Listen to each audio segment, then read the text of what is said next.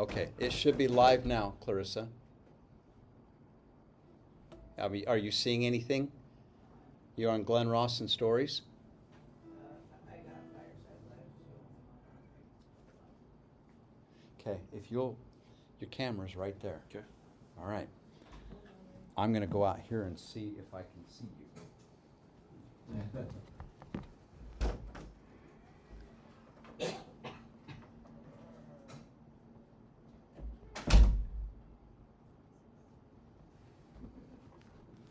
Sorry, I'm just pulling up the lyrics.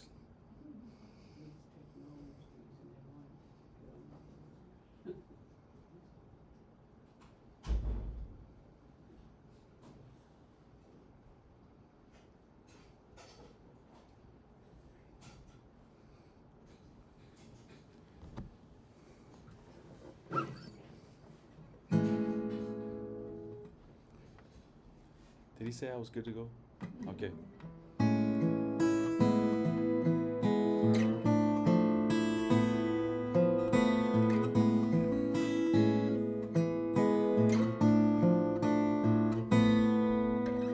Making his home with the lonely, spending his days with the poor, bringing hope to their hearts, giving men a new start with his cure.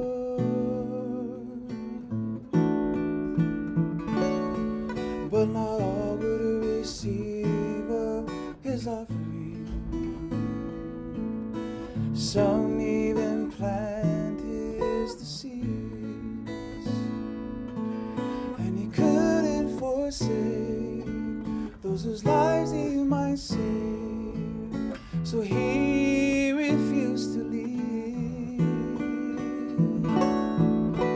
Never a better hero, never a truer man, hoping to save us by taking our pain in his hand.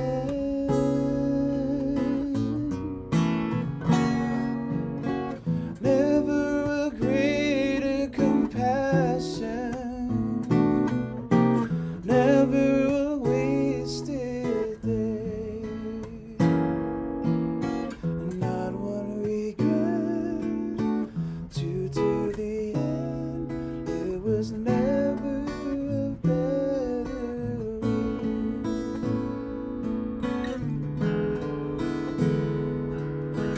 He knew his life would be shortened,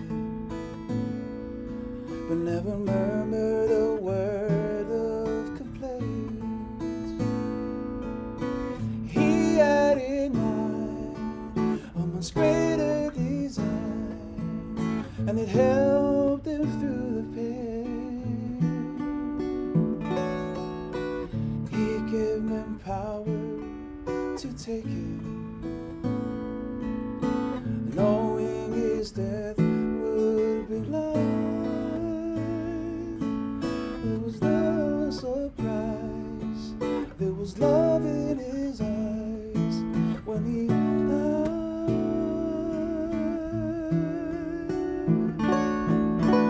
Never a better hero,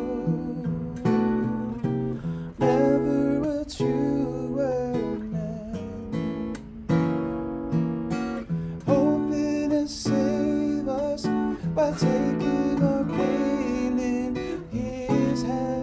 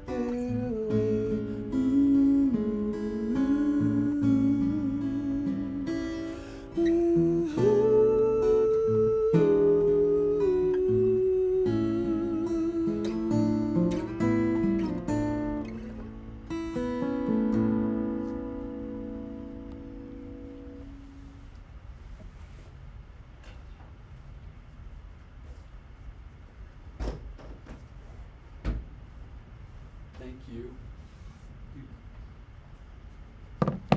Okay. I'm in Hawaii. Who wears a coat in Hawaii? That was wonderful. And I don't even know his name, Harold. His name's Redmond Bobby. Right. Okay. Redmond? Yes. Redmond. Okay. All right. That was Redmond. And beautiful voice. Oh, my word. What a voice. And you want to clap, don't you? You know, it's a fireside, but it's not like that kind of fireside. So I think we should give him a round of applause. It was certainly worth it. He's in the back. I'm getting cold. I just need this over my like that.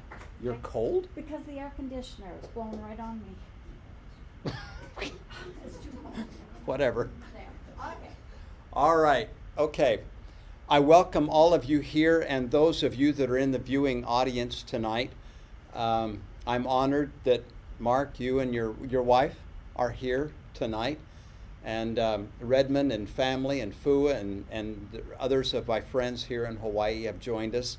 This broadcast is going out all over the place. We've already had Verlene from West Yellowstone, Montana, and she's responded. So my intent, now for those of you that are at home, let me tell you where we are. We're on the island of Oahu, and we are, where are we? Laie, yeah, we're in Laie. Wow, it's been a long 4 days. Anyway, and we've been touring from place to place for the last several days, and we're going to be touring for several more days. And tonight, I want to share stories about Hawaii. These are all Hawaiian stories. And so let's see how this goes. First story. Now, some of the people that are listening in the audience have heard parts of these stories, but not all of them, okay? Late in World War II, and when we began our tour, we started on the Missouri over at Pearl Harbor. Late in World War II, 1945 to be more precise, the Empire of Japan grew desperate, and they began sending out kamikaze pilots. The name kamikaze in the Japanese means divine wind, and it comes from an event in their history where they were saved literally by a divine wind. These kamikaze pilots, otherwise known as suicide pilots, were looked at as the salvation of the Japanese Empire. And what these pilots were trained to do was take bare bones aircraft, load them up with bombs. These bombs typically weighed about 500 pounds. Can you imagine the explosive potential of just one of those bombs? Then they would fly these aircraft laden with these bombs and torpedoes, and they would fly them right into United States Navy ships. Well, it didn't take long before the Americans, the British, the Allies recognized that they had to fight back with heavy anti-aircraft munitions. Now, how much damage did the kamikaze cause during that short stint in 1945? It is estimated that approximately 2,800 kamikaze attacks sank 34 Navy ships. These are American estimates. 34 of our ships damaged, put out of commission 368 others, and killed almost 5,000 sailors and wounded another 5,000. Did the kamikaze do damage? Oh, baby, I should smile. They did a lot of damage. And they were not anything to be taken lightly. Despite radar detection and everything else they could do by stationing watching ships further out from the convoys, nevertheless, some of the kamikaze got through. 14% of kamikaze flights scored a hit. And of the ships that they hit, 9% of those ships sunk. So it was a high cost to Japan, but they were desperate. On April 11th, 1945, during the Battle of Okinawa, on board the USS Missouri, the mighty Mo, at 1:30 p.m., the anti-aircraft sirens began going off, indicating that there was aircraft inbound. The anti-air, and by the way, there were 16 planes launched from the carrier just to bring down the Mo. 16 planes. The anti-aircraft fire commenced immediately. Japanese aircraft was hit and blown out of the air, but one kept coming. It came up from the stern on the starboard side. It was hit, flames were rolling, smoke was billowing out, and the plane was visibly losing altitude. But the plane somehow, the pilot fought the controls and managed to keep it coming. And moments before that plane struck the Missouri, just inches below the main deck rail, it was observed that the pilot was slumped over the controls as the plane came in. It came in, the left wing hit the rail of the Missouri, spun the aircraft around, and tore off the right wing, scattering it across the deck along with the fuel and starting fires. The main fuselage of the plane struck the side of the Mo and dropped harmlessly into the ocean. By some miracle, its 500-pound bomb did not detonate, and the Missouri was saved. Well, immediately the fires were extinguished. The sailors were dispatched to clear away the wreckage. They went out on deck with high-pressure hoses and just simply washed the wreckage overboard. But in doing so, they found the body of the pilot in the wreckage. He would be later identified as Satsuo Ishino. He was 19 years old, one of 16 pilots that had been sent out to sink the Mo. Now the sailors, understandably, were angry, and they were simply going to wash Ishino's body overboard with the rest of the wreckage. But word was sent up to the bridge, and Captain Callahan ordered that the body of the pilot be retrieved from the wreckage and taken down to the sick bay, where he would then be prepared for a proper burial. Captain Callahan, Captain William Callahan, gave the order that he would be buried with military honors. Some of the soldiers refused to have anything to do with it. They just flat disobeyed the orders. It took a bit of doing, but they managed to get an honor guard. Several of the men stayed up all night, salvaging what fabric they could to sew together a hastily made Japanese flag to drape the remains. The following day, April 12th, 1945, at 0900, as the Battle of Okinawa raged all around, the body of Japanese kamikaze pilot, Petty Officer Second Class Satsuo Ishino, was carried by a 6-man detail, and you saw where he stood, was carried to the bridge, was carried to the ship's rail.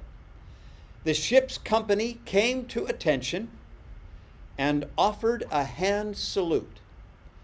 A Marine rifle detail rendered a 3-round volley, and a Navy bugler played taps. Senior Chaplain Commander Roland Falk concluded the service by saying, "We commit his body to the deep." They raised the shroud and dropped the body of the young pilot into the sea. Now, as I mentioned earlier, you wonder why I would tell such a story, gruesome as it is, in a setting like this. As I told you, many men aboard the Missouri wanted no part of tendering any honor to a sworn enemy. Captain Callahan is reported to have said of the pilot that he was, quote, a fellow warrior who had displayed courage and devotion, and who had paid the ultimate sacrifice with his life. He was a soldier following orders.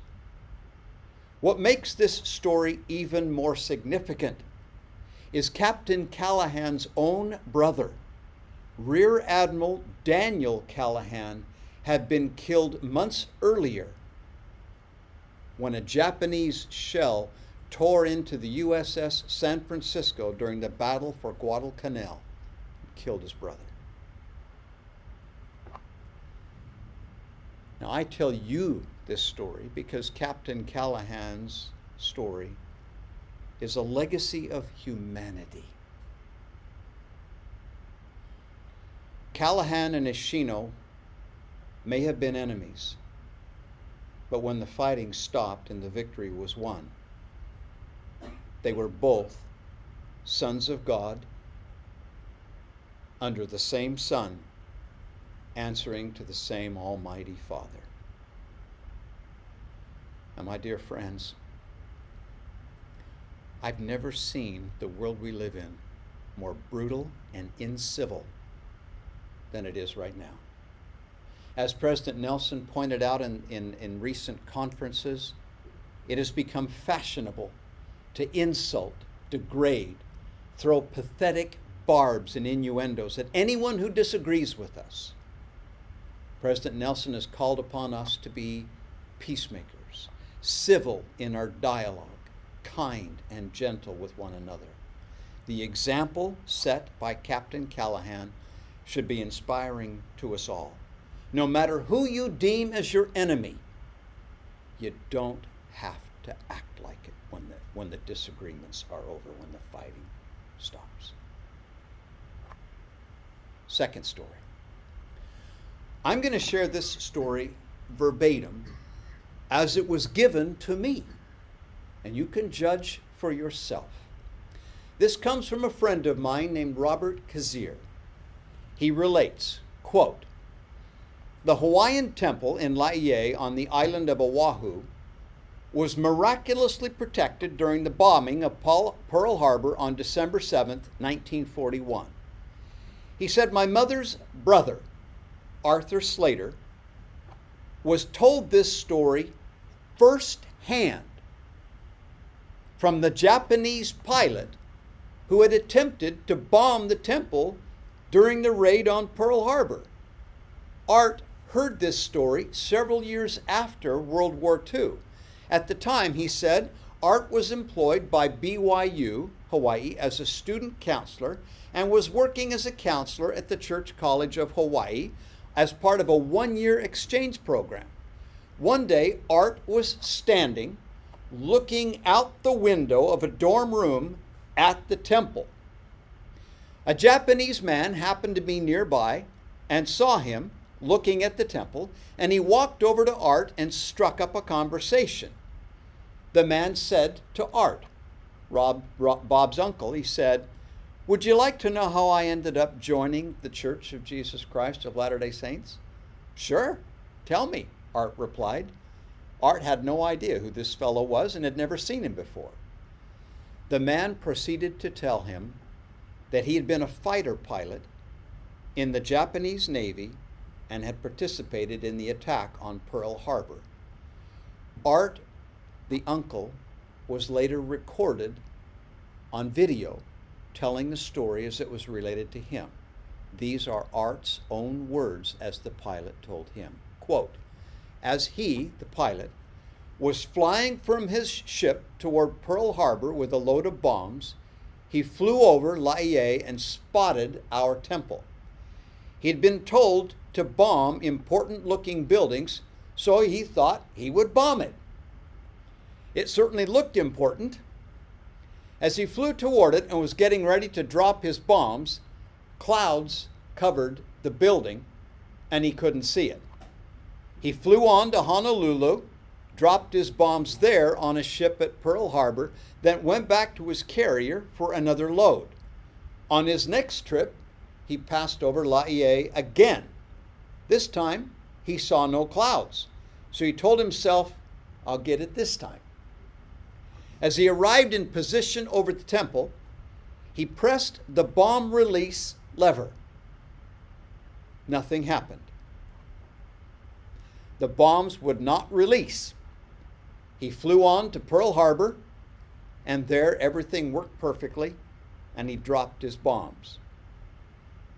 Now Art continues. During the war, the pilot got to thinking about this experience and decided that there must be something sacred about that place and that building. He didn't forget it. And after the war, he returned to the Hawaiian Islands to investigate. The result, he joined the church and became an active member of the Church of Jesus Christ of Latter-day Saints and a holder of the holy priesthood. You can judge for yourself by what you feel here. Third story. It was 1864. Now, I've told you the history, you in the audience. It was 1864. Remember, the mission to the Sandwich Islands began in December of 1850. So we're 14 years in. It was 1864, and the church in the islands had now had order established after the chaos created by Captain Walter Murray Gibson on the island of Lanai.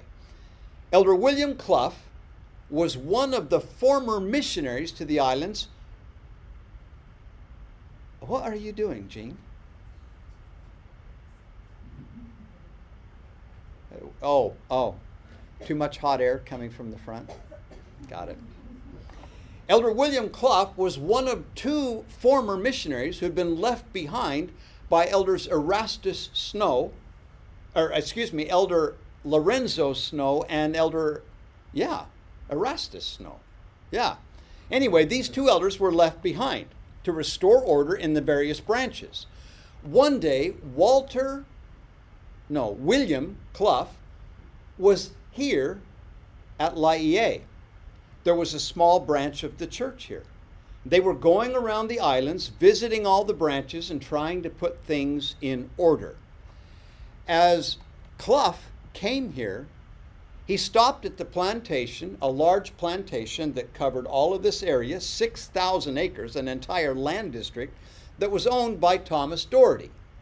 William Clough described what happened while he was there. Quote, this comes from his own account.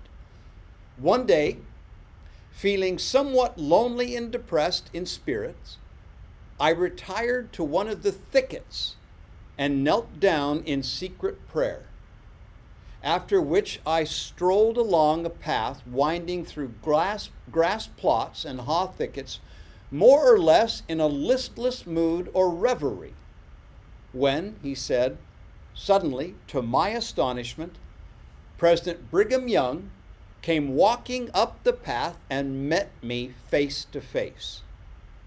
After the ordinary greetings were exchanged, we sat down on the grass beside the path, and a brief conversation about the work on the islands passed between us.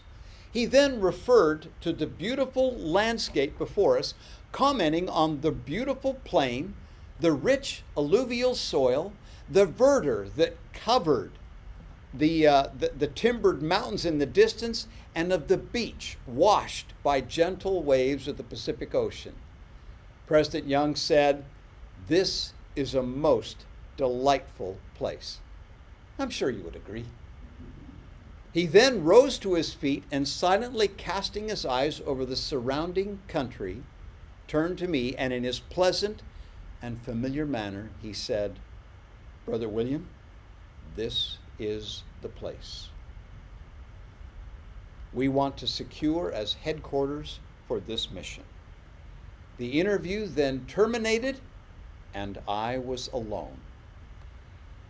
Elder Clough continued. He said, the meeting and the interview had all seemed so real and matter of fact that when I found myself alone, I was filled with wonder and amazement. I knew I had not been dreaming.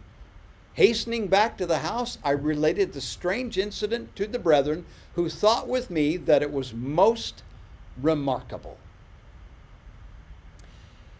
Short time later, November 1864, Elder William Clough and his companion, Joseph F. Smith, are released to go back to Salt Lake. They sailed up to San Francisco, where they were going to make their way over the mountains and back to Salt Lake. When they arrived in San Francisco, they met the new elders who were coming down to take their place here in the islands. And they suggested what they had experienced here on Oahu. Elder Clough said, quote, "We told the brethren that they might go and examine all the places that might be offered for sale on any of the islands, but if the Laie estate could be purchased, we were confident they would buy that property.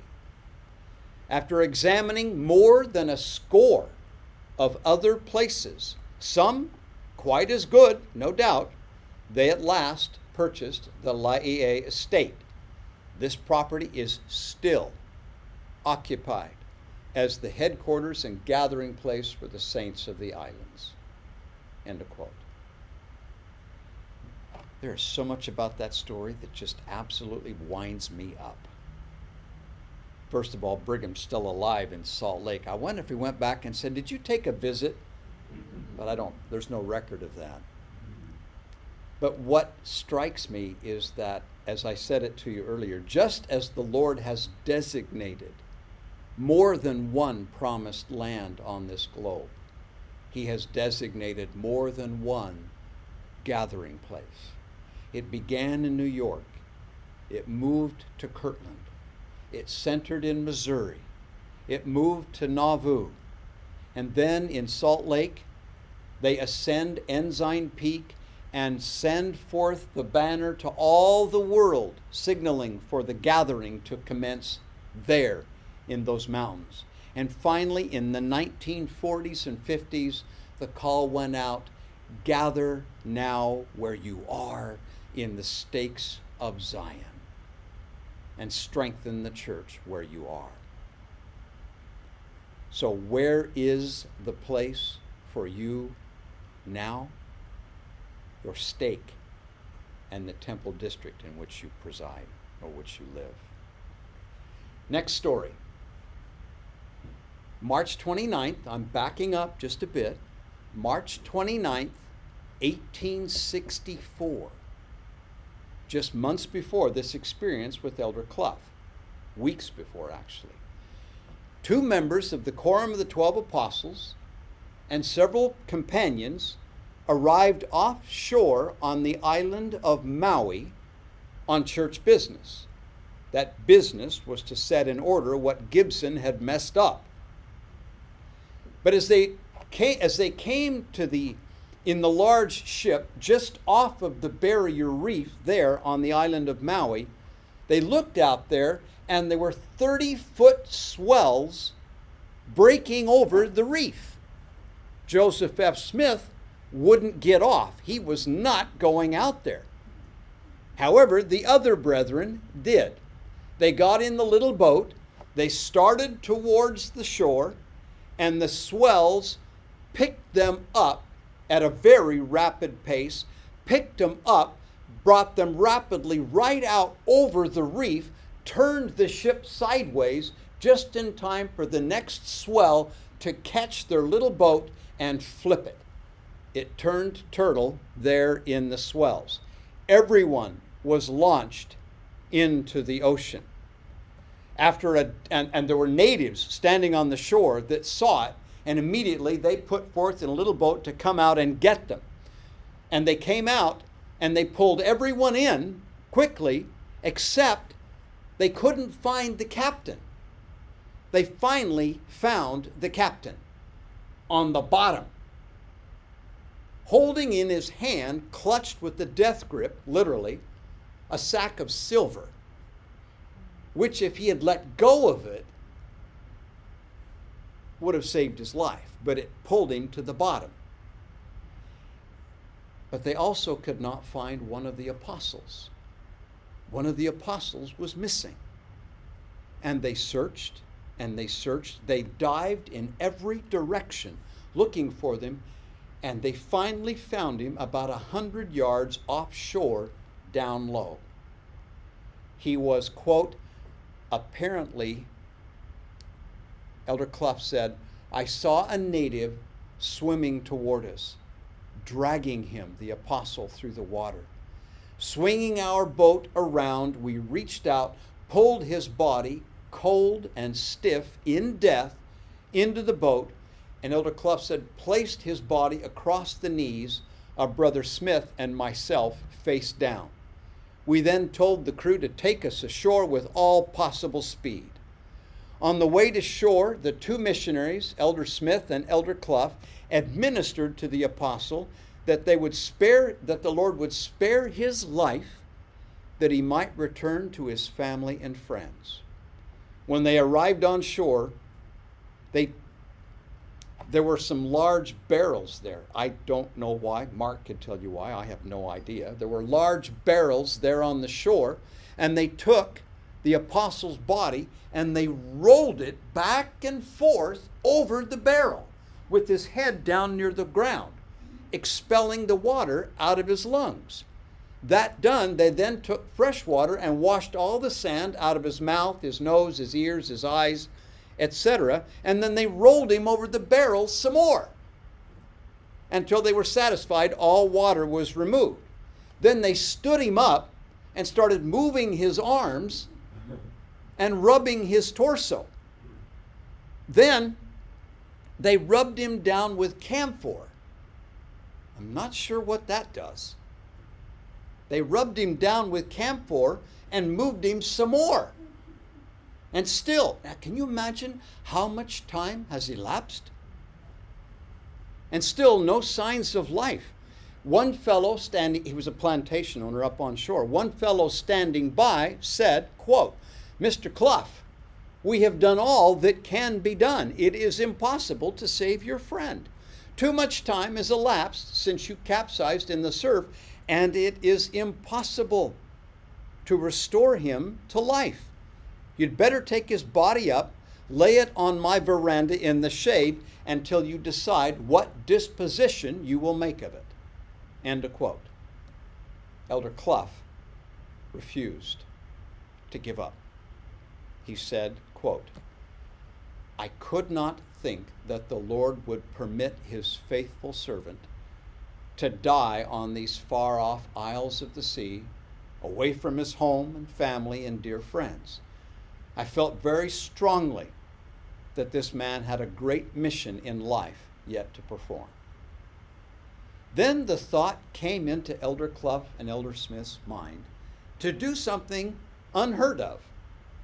Elder Clough said, the thought occurred to me to place my mouth over his and blow my breath with all the force I could into his lungs. This I repeated several times. Then after blowing the breath in, I sucked it out again.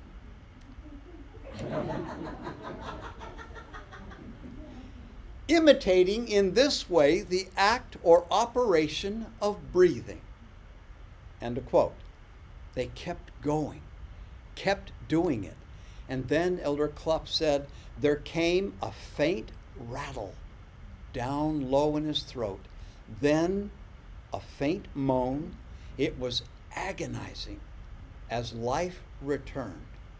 Elder Clough called him by name and said, do you know me? In broken accents, barely able to speak, the apostle said, yes, Brother William, I knew you would not forsake me. The sensation, Elder Clough said, the sensation and feelings I then had can never be expressed by mortal tongue or pen. End of quote. 34 years later, that apostle did indeed perform a great mission. He became the president of the Church of Jesus Christ of Latter-day Saints, Lorenzo Snow. Now, some of you will appreciate the rest of that story. That other missionary attending Elder Clough, who refused to give up on Elder Snow and worked and prayed and blessed and labored to save his life, Elder Alma Lamoni Smith. The same Alma Smith who was saved by the faith and inspiration of his mother, Amanda Barnes Smith, after he had been horribly wounded at the massacre of Hans Mill, October 30th, 1838.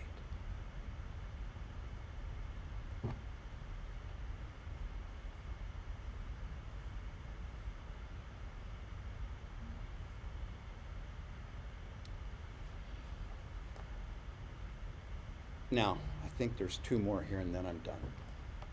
This is again the story that Mark shared, and I'm just going to share a couple of quotes for you. President Joseph F. Smith dedicated the ground for the Laie, Hawaii Temple June 1st, 1915. I shared that story with you guys last night up on the temple grounds. It was announced to and sustained by the general membership of the church the following October 3rd, 1915. Work began immediately to remove I Hemolele. Did I say it right, Mark? E Hemolele, which was the large two-story chapel with steeple and everything that had been constructed on that very site, because they had nothing more than jacks and timbers and 20 big stout Hawaiians to move it. They had no heavy equipment. They jacked it up, put it on logs, and rolled it down the hill to where Mark showed you, just below where right near one of the chapels are now. It took until March of 1916 to get that chapel moved. It was big. The decision was made to build the temple core of concrete using crushed lava rock as the aggregate. Work commenced, and by June of 1916, work was well underway. Historians Eric John Marlowe and Clinton Christensen have underscored the miracle of this temple's construction. They said, and I quote, "The Hawaii temple was essentially built without the use of heavy equipment. And although they were talented and they were teachable, most of the Hawaiian church members who built the temple were unskilled, at least when they started. And they were required to learn their trades as they went." Can you imagine building a temple that way today? Not on your life. Furthermore, many of the foremen, the construction supervisors, were young men. Architect Harold Burton, construction supervisor Ralph Woolley, cement builder Walter Spalding, sculptor Avard Fairbanks, and artist LeConte Stewart were all in their 20s. They don't build them that way now. And though they were well educated, they were relatively untested in the particular tasks that each of them were given. What's more, from moving the chapel to make way for the temple to the planting of grass on the temple grounds, June of 1918, construction in earnest took about 2.5 years. In contrast, the simultaneous construction of the Alberta temple took over 10 years. The building of the Hawaii temple could be achieved with such quality while using mostly unskilled labor in markedly remote conditions without the use of heavy equipment and be financed entirely in Hawaii and completed that quickly makes it all that much more of an enduring miracle. However, the ultimate miracle is what that cumulative effort with divine assistance produced. You saw it for yourself. A magnificent edifice, eminently suited to its purpose, the house of the Lord. There is one other miraculous moment in the building of that temple that Mark told us the other day. Somewhere around the end of 1916 or early 1917, the wood needed to build the forms to pour the concrete ran short. World War I ravaged the world and lumber was in short supply. The walls of the temple were about halfway up when the supply ran out. According to Romania Woolley, wife of construction foreman Ralph Woolley, quote, "At this point, Ralph was desperate. He climbed up in the steeple of the belfry of the old Laie church and pled with the Lord Tell me what to do. Where can I get some lumber? About 2 days passed. This is a devotional that she shared. About 2 days passed, and Ralph heard a commotion down in the village. People were running to the sea. A freighter had run aground on the reef out at Goat Island. As Mark said, people argue which island it was. But somewhere out there, a ship had run aground. They learned that the ship, as I told you this morning, was full of lumber. But the captain wouldn't let him have it without the permission of the shipping agents in Honolulu. Woolley told the agents, and the agents said, quote, "You can have all the lumber you want for nothing if you can get it off the ship." She said that Ralph organized a group of swimmers to get the lumber off the boat. And she said, those wonderful young Hawaiian kids threw the lumber off piece by piece and then swam it to shore and lugged it up to the temple grounds. And Ralph went on to finish the temple, and it didn't cost the church a cent. But here's the interesting thing.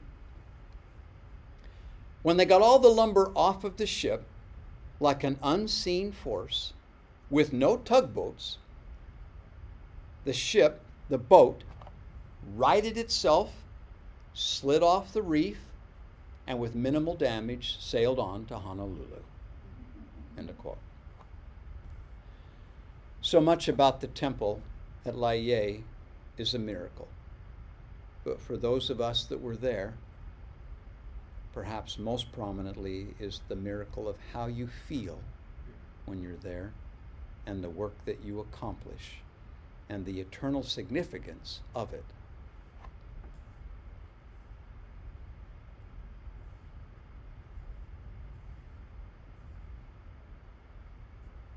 I'm going to skip this story.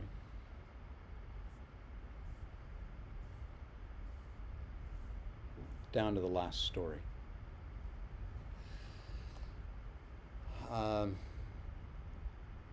I'll tell you the truth. I'm writing this story and sharing it with all of you because of a conversation I had with Kimmy early on in our voyage here. So I guess if I were to dedicate a story, Kimmy, this one's yours. In 1854, Joseph F. Smith was called by President Brigham Young to serve as a missionary in the Hawaiian Islands. As I told you all earlier, he was only 15 years old when he was called. He had lost his father in 1844, Hiram Smith, and not long before that, his mother had passed away, leaving him a teenage orphan. He described himself as a comet or meteor out of control, and that his mission to Hawaii grounded him, leveled him, and gave him the principles upon which he would build his life. When Elder Smith arrived here in Hawaii, he said, quote, "This people are very kind and will do all they can to assist us to learn the language." Well, as it turned out, over the course of the next 2 years, Elder Smith developed a deep love and affection for the people of Hawaii. Near the end of his mission, he was transferred to Molokai, where he became seriously ill with fever. He was given a blessing, but he was made no better. For 3 months, he lay grievously stricken and nearly died. Helpless, and at one point hopeless, he was taken in by a young couple. I can't say her Hawaiian name, so I'll just call her Ma, which is what everyone calls her, Ma Manoi, and her husband. Elder Yoshihiko Kikuchi, formerly of the 70, described the situation this way. He said, quote, "This couple did everything possible to save the young missionary's life, gave him the best they had, through tender fatherly and motherly care, even fasting and praying for many days. This young missionary never forgot a kindness and never forsook a friend." Years later, Elder Smith, the missionary, and a lot of history has elapsed in between that I won't describe. Many years later, 1909, that missionary, it was now President Joseph F. Smith, president and prophet of the Church of Jesus Christ of Latter-day Saints, came back to Hawaii for a visit. His traveling companion, Bishop Charles Nibley, recorded the following, quote, "It was a beautiful sight." There he's describing that moment when they came ashore in Honolulu. "It was a beautiful sight to see the deep-seated love, the even tearful affection that these people had for him. In the midst of all," Nibley said, "I noticed a poor old blind woman tottering under the weight of about 90 years being led in. She had a few choice bananas in her hand. It was her all, her offering. She was calling, 'Yosepa, Yosepa,' which means Joseph. Instantly, when he saw her, he ran to her, clasped her in his arms, hugged her and kissed her over and over again, patting her on the head and saying, 'Mama, Mama, my dear old Mama.' And with tears streaming down his cheeks, he turned to Bishop Nibley and he said, 'Charlie, she nursed me when I was a boy, sick and without anyone to care for me. She took me in and was a mother to me.'" Oh, it was touching. It was beautiful to see the great, noble soul in loving, tender remembrance of kindness extended to him more than 50 years before. And the poor old soul who had brought her loving offering, a few bananas, it was all she had to put into the hands of her beloved Yosepa.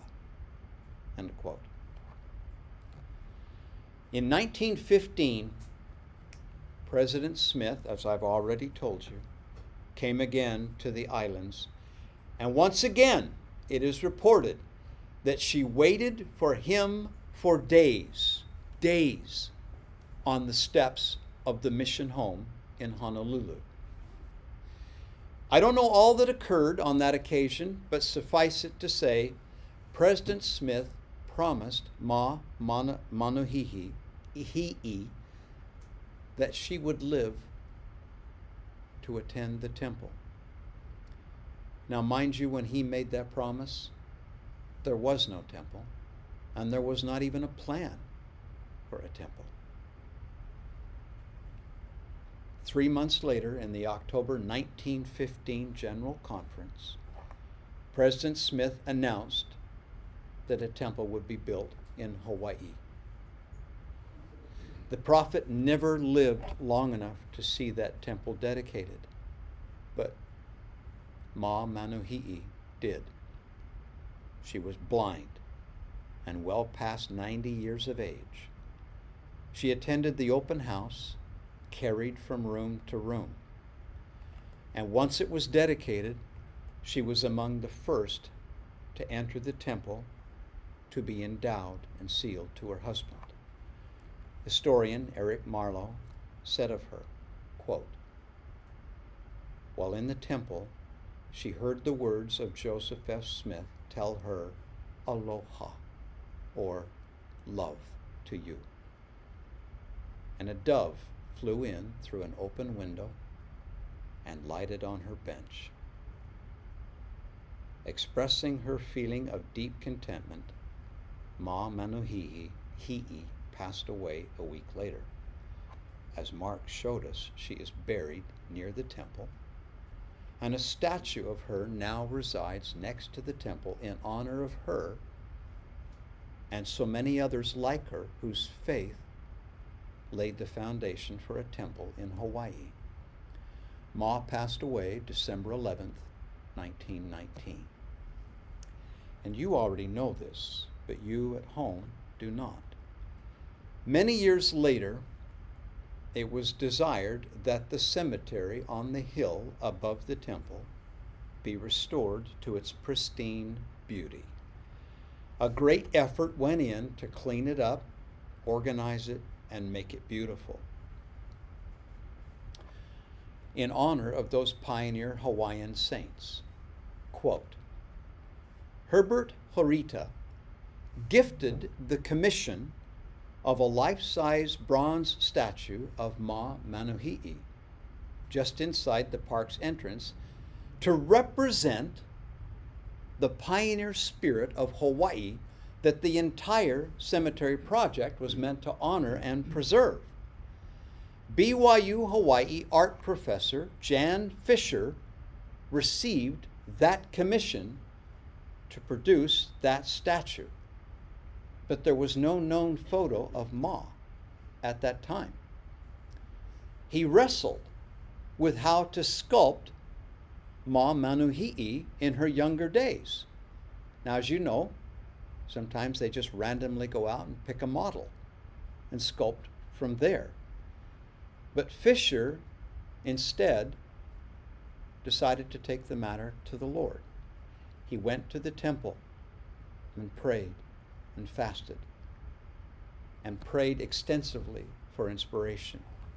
Later he said, quote, the veil was parted and a young and lovely Ma Manuhi'i stood before me. As the vision continued, he said, Ma Manuhi'i knelt and gently lifted the sick and suffering boy, Joseph F. Smith. I was able to see in exquisite detail her hands and feet and lovely brown face. Fisher went back to his studio at BYU Hawaii and completed his work on the sculpture. When finished, the beautiful statue that you saw was shown to Mission President D. Arthur Haycock, who turned to Brother Fisher and commented, she has been here, hasn't she, Brother Fisher? Yes, she has, President. Yes, she has. End of quote. My dear brothers and sisters, here and at home, can you feel it? This is a holy place. This is sacred ground, hallowed by the sacrifice and obedience of early Hawaiian saints, of selfless and dedicated missionaries who came and gave their all to save these people, hallowed by a holy temple, sustained by miracles and strengthened by faith. I testify to any and to all who care to listen. If all one need do is come to Hawaii, to this island, they will come away with a greater faith and a desire to be obedient. I witness to you that this is the work of Almighty God. He is here. He loves these people. He loves you. President Nelson said, seek and expect miracles. I testify. Miracles still occur, even for ordinary people like you. In the name of Jesus Christ, amen. And for you at home, good night. God bless.